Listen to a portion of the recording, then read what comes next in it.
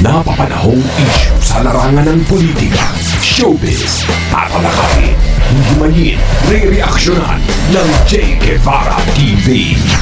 J. Guevara TV nga po pala, isang reactor ng mga viral issue na nagaganap dito sa Pilipinas. Bubuisit na rin ako sa'yo eh. Titingnan natin ang ano nito, ang angas nito. Alam ko, Katunying, mas matalino ka. Ito disclaimer. Alam ko, mas matalino si Katunying sa akin. Pero pagmumukay natin siyang tanga dito. Damn! Disclaimer. Matalinong tao to si Katunying. No? Tumawa. Pasensya na kayo at may importanteng taong tumawag sa akin. Kahit pa paano, kikita ako sa inyo, hindi naman ako kikita. Magandang hapon po sa inyo lahat, mga kababayan. Muli po si Katunying, Anthony Taberna po lamang, nag-uulat ng live. Dito lang sa tabi-tabi. Ayan. Sana po nasa mabuti kayong kalagayan. Ako po naman ay ayos lang at kayo po naman ay malamang ayos lang at nakakapanood pa po kayo dito sa amin. Ang akin pong pakisuyo, pagtsagaan lang nyo ito. Maikli lang po itong ang palatuntunang saglit lang. Mabilis lang ito. Bilisan mo na. Puro ka daldal eh. Tunang mabagal ang pinaka-boring na palatuntunan sa balat ng social media. Puti alam mo. Ang Katunying. Bilisan mo na. Kaya ko lang gusto makipagbidahan sa inyo kahit alam ko namang busy kayo ngayon. Sapagkat nabasa ko na lang naman ngayong umaga na naman 200, ano na? 200 Chinese, Oy, maraming salamat Mami Brown Pinay, salamat Oy, ano na pala tayo? 220k subscriber. Aba, nung pumasok ako ng politics, nasa 201 subscriber pa lang ako, 1k. Ngayon nadagdagan ng 19k subscriber. Bakit yung iba? Ayan na naman tayo Eto na naman tayo Bakit yung iba? Umaabot ng 100k ang mga views pero walang nagsusubscribe. Bakit?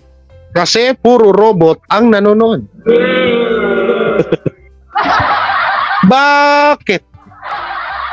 Asawa ni Bakot. Pirima, nagtataka rin ako. Meron pang live. Si Chris Ulo, 70k, 40k, 100k, 100k. Tapos yung subscriber parang, sabi ko, ba't ganun? Yari. Tsaka na yan. Sige, tuloy na natin to. Binomba po ang ating binomba na naman ng tubig ng water cannon ng China Coast Guard ang supply vessel ng ating bansa dyan po sa Ayungin Shoal. At ito daw po lumikha ng malaking danyos sa ating pong bangka o yung sasakyang pandagat. Ano kasalanan ni BP doon? Sa pahayag po ng Armed Forces, nangyari daw po ang pambobomba ng tubig ng China Coast Guard sa ating pong supply vessel unay sa May 4 na patungo po sa Ayungin Shoal ng bandang alas 6:08 ng umaga. Kanina lang. Ano kasalanan ni BP Sara doon? China Coast Guard vessel number BN 21551. Matindi. Nagsagawa daw po ng reverse blocking maneuver. Bandang alas 7:09 at muntik nang magkabanggaan. At around 7:59, mag-alas 8 na umaga, doon na daw po binanata ng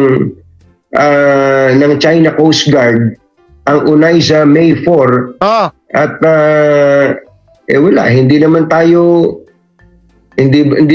maghihiganti diyan Dalawang Chinese Coast Guard vessel po ang nambomba po sa atin.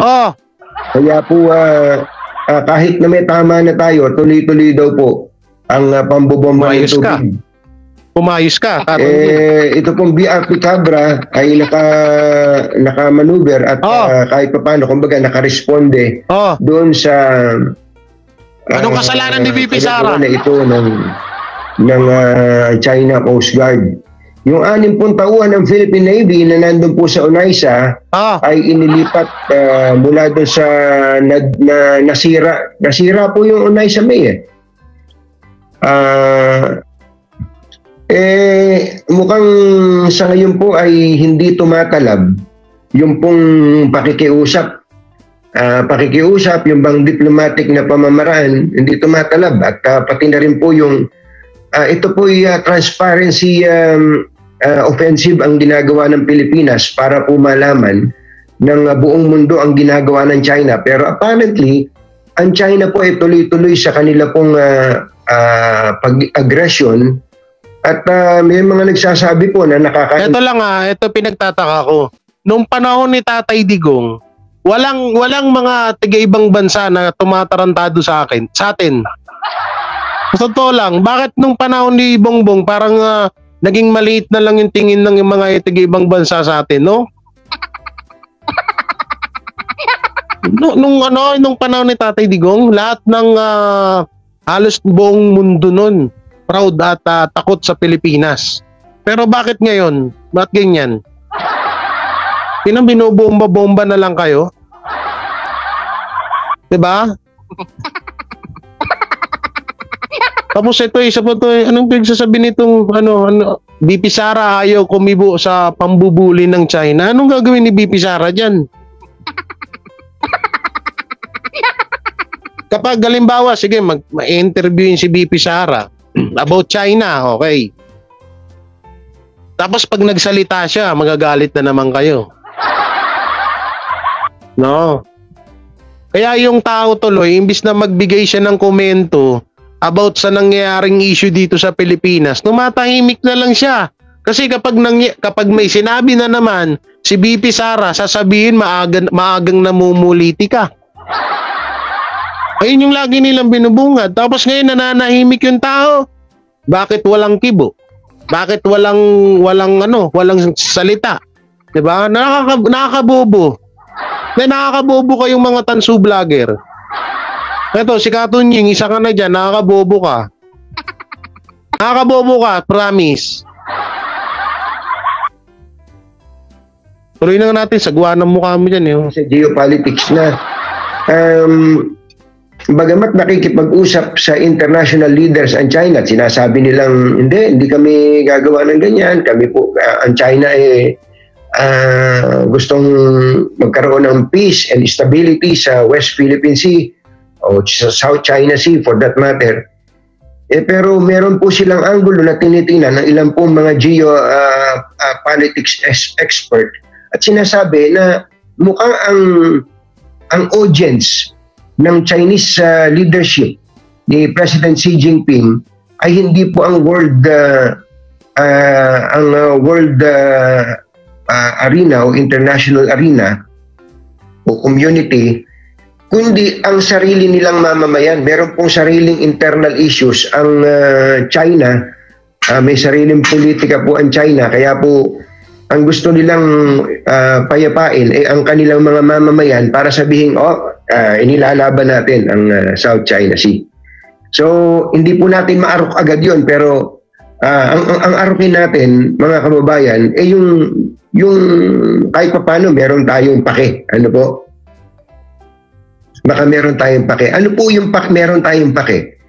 Ito po si Commodore Tariela, ang spokesperson ng Coast Guard sa West Philippine Sea, mga kababayan. Okay. Ay naglabas po ng statement at hinahamon po niya ang mga opisyal ng gobyerno. Ulitin natin, ang mga opisyal ng gobyerno na nananahimik sa issue ng West Philippine Sea at pambubuli ng China. Sino ba ang dapat na magsalita dyan at mag-asikaso? Si BP Sara ba? Di ba dapat ang ating Pangulong Presidente? Di ba? Dapat si Romualdez? Kaya na, binatuhan nyo ng issue na bago about sa DepEd. Tapos ngayon, binabatuhan nyo naman ng issue about China. Puta na, lahat na lang. Hindi, totoo ito kahit paulit-ulit ko itong sinasabi. Halos lahat na lang sinisisi ninyo kay BP Sara, no? Bobo lang. Bobo ka katunying. Ano, ang tali-talino mo, nagpapakatanga ka dyan. Mga daw, mga. Mga ha? Ang sinabi niya, mga politiko. Okay, ibig sabihin marami. Pero si BP Sara ay nasa title. Mga ha, mga. Asan yung mga doon sa title mo? Ano, pang-attract ng viewers, ganun ba? Dapat ang nakalagay dyan, PBBM and Tamba ayaw kumibo sa pambubuli ng China. Ganon dapat ang title mo, Katunying, hindi yung BP Sara. Tangina, ang dami-dami nyo nang binabato kay BP Sara ng mga issue, tapos dadagdagan nyo na naman. Na magsalita na. Sapagkat na hindi daw po pagsasalita ng mga opisyal ng pamahalaan, kahit na pwede namang magsalita tungkol po sa isyong ito, lalo na yung mga national political leaders natin, kaduda-duda ang kanilang katapatan. Ako naiintindihan ko. Kaduda-duda. Pinapalabas lang nila dito sa mga tao na todo kampi ang Duterte sa China. Kasi narinig nyo, di ba? Kaduda-duda daw. Oh, ba't si Romualdez, hindi ba kaduda-duda yon? Mga ano no, mga, alam mo yung mga katulad nito ni Katunying, halos lahat sila, iisa lang yung dinideliver nila sa tao. No? Para lang magalit lang talaga sa mga Duterte. Oh, sa totoo lang. Nakakapagtaka daw, wala daw sinasabi si BP Sara. Pag nagsalita si BP Sara, ako questionin nyo. Ngayon na hindi nagsasalita, may reklamo pa rin kayo. Tapos sasabihin nyo na parang kaduda-duda. Dapat hindi mo na lang Katunying, hindi mo na lang nilagyan ng parang. Dapat sinabi mo kaduda-duda. Oo, dapat sinabi mo na lang kaduda-duda naman. Hindi parang. Yun na rin naman yung point mo dun eh. Yung mga wala naman talagang kinalaman dito eh. Pero on one hand, pwedeng manahimik dahil hindi naman niya linya yon. Pero on the oh, sinagot mo na. Pwedeng manahimik kasi hindi niya naman linya yon. O yan na, sinagot mo na. Tanong mo, sagot mo. Malaki utang na loob niyan. Bakit? Wala akong alam dito kay Tunying eh. Ayun na, sinagot niya na. 'Di ba? Wala ka naman sa linya, pwede ka namang manahimik. O yun, ayun yung pinaka-katwiran ni BP Sara. Wala sa linya about diyan sa China na yan, so mananahimik siya. Tapos. O tanong mo, sagot mo, edi tanga ka. Tanong mo, sagot mo. Oh, lagi sa inyo matalino to eh. Pero pag mumukhain kong tanga dito yan. Tapos na. Sinagot niya na yung katanungan niya. O, di ba? Di ba? O, eto, grade 2 versus Katunying. Di ba? Sinagot niya na. Tapos na. O, end na tayo. Charot. Naliwanag oh. Kakasabi mo pa lang oh. Sa salita ng mga opisyal ng pamahalaan, kahit na pwede namang magsalita tungkol po sa isyong ito, lalo na yung mga national political leaders natin, kaduda-duda ang kanilang katapatan. Ako naiintindihan ko pa yung mga wala naman talagang kinalaman dito eh. Pero on one hand, pwedeng manahimik dahil hindi naman niya linya yon. Napaisip siya eh. On one hand, pwedeng manahimik kasi hindi niya naman linya yun.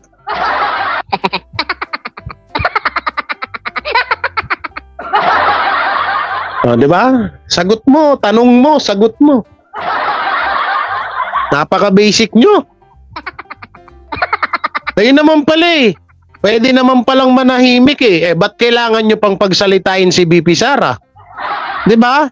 Bakit nyo pa kailangan pagsalitain si BP Sara? Kung pwede rin naman din palang manahimik dahil wala ka sa linya. Ay nako, common sense ba? Nako, masusungal-ngal ko to nito eh. Common sense na lang oh, common sense na lang oh. Common sense. Tingnan rito, lumapit ka. Bingi ka ata eh.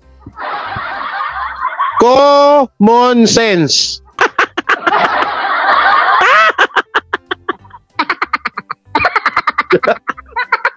Paila mo.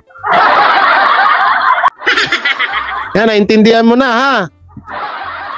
Bubo putik. Di ba mga kabihaya, napaka-basic.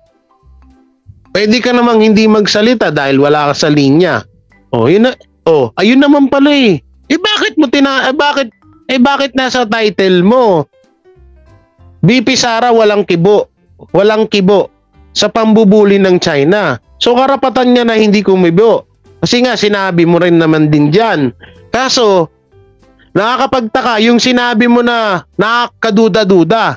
So ano ibig sabihin mo nung kaduda-duda na 'yon? Ha, anong ibig sabihin mo sa kaduda-duda?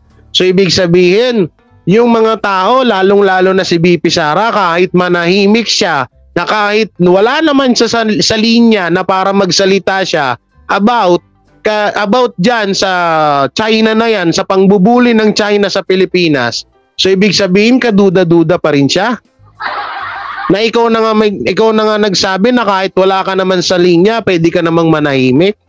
O, di ba tanga ka? Doon pa lang panalo na ako eh.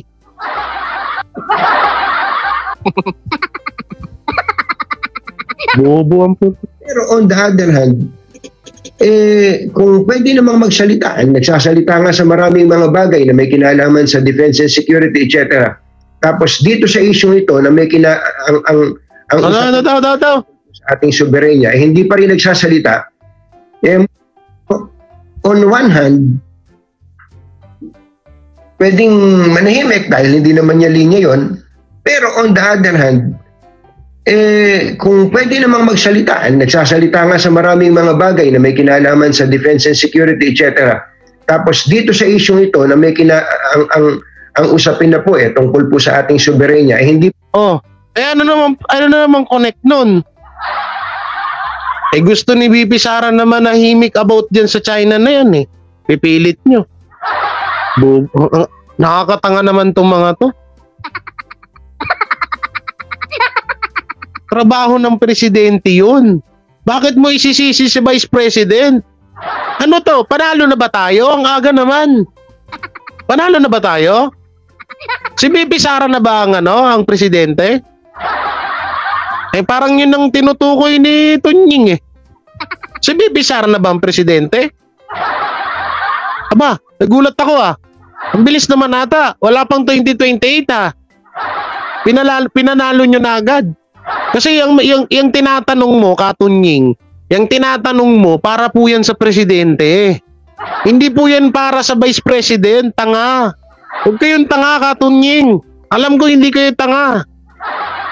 Pero ngayon nagmukha na kayong tanga.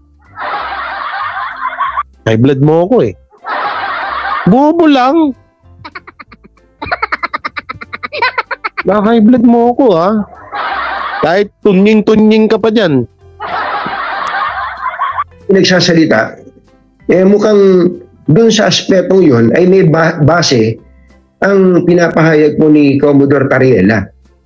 Kayo po mga kababayan, naniniwala ba kayo na ang pinatutungkulan ni Commodore Tariela mga senador lang o mga congressman lang o mga simpleng heads of government agencies lang? Hindi, ako hindi. Tsaka ito lang halimbawa magsalita nga si BP Sara about West Philippine Sea or China. Kung sakali man na magsalita dahil gustong yun do yung tinutumbok ni Tariela no? Si BP Sara daw yung tinutumbok kasi yun lang daw naman daw hindi nagsasalita. Mas makakatulong ba ng napakalaki pag nagsalita na si BP Sara? So ibig sabihin mas makapangyarihan yung salita ni BP Sara kaysa kay Bongbong Marcos? So ibig sabihin yung salita ni BP Sara mas makakatulong yun na matigil itong pangbubuli ng China dyan sa West Philippine Sea kaysa sa salita ni Bongbong Marcos? Ganun ba? Anak ng tete nga ganyan naman kami pinanalo. Ang aga naman. Ang aga naman. Masyado naman kayo excited. Wala pang 2028, ginagawa nyo ng presidente si BP Sara. Ang aga naman nun. Ang aga naman. Oh. Ibig sabihin, mas makapangyarihan ang salita ng ating presidente kaysa sa BP Sara. Aba.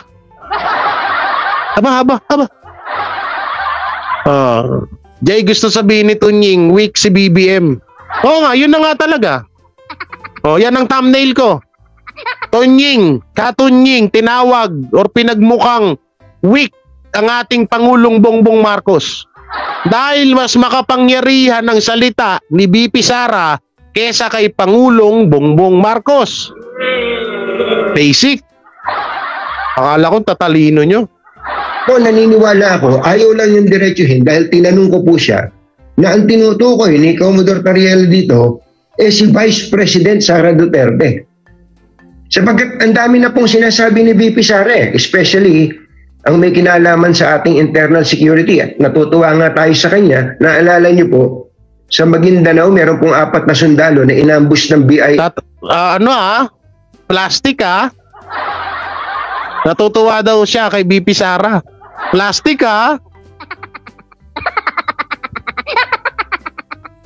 Plastic. Natutuwa. Gilan mo ako, plastikan nyo. Yes. Kinabukasan lang, nandun na sa burol si BP Sara Ano ibig sabihin nun? She cares for our armed forces. She cares for our... totoo yan. Bakit? Duterte lang naman nagtaas ng mga sahod ng mga sundalo. Ng mga kapulisan. Yan, yung ng mga Marines. Totoo yan sinabi mo. Pero, kung sasabihin mo na kailangan pa magsalita ni BP Sara about sa China, at kapag hindi nagsalita, ay kaduda-duda, kalokohan mo yun. Kabubuhan mo yung Katunying. Issue regarding defense and security, she cares about internal security. But the question is, does she care about external security of the country? Yun po yung magandang sagutin din ni VP Sara ngayon. So kayo po, ang tanong po namin, sa tingin po ba ninyo mga kababayan, kailangan pang magsalita ni VP Sara dito? Ano daw? Kung sa amin ba, karapat dapat pa bang sumagot si VP Sara na sumagot? Hindi. Huwag na. Kasi pag sumagot yan, panibagong issue na naman yan Panibagong na naman yan Panibagong paninira na naman yan kay VP Sara. Kung ako kay VP Sara, wala na, wag na. Tsaka ang bobo, no? Hindi, sorry sa words na bobo Pero totoo naman Kasi doon pa lang sa video niya, sinagot niya na Tapos ngayon magtatanong na naman siya sa atin. Eto Katunying, kung sakali mang mapanood mo po ito Katunying Ako hindi naman po ako nakikipag-away sa inyo. Alam ko po na napakatalino yung tao. Pero isipin nyo lang Katunying, ba't po kayo nagtatanong sa akin kung sa mismong video nyo, kung mismong ikaw nga po, sinagot mo na yung tanong mo. So paano pa kami sasagot? Kasi yung tanong mo, sinagot mo na.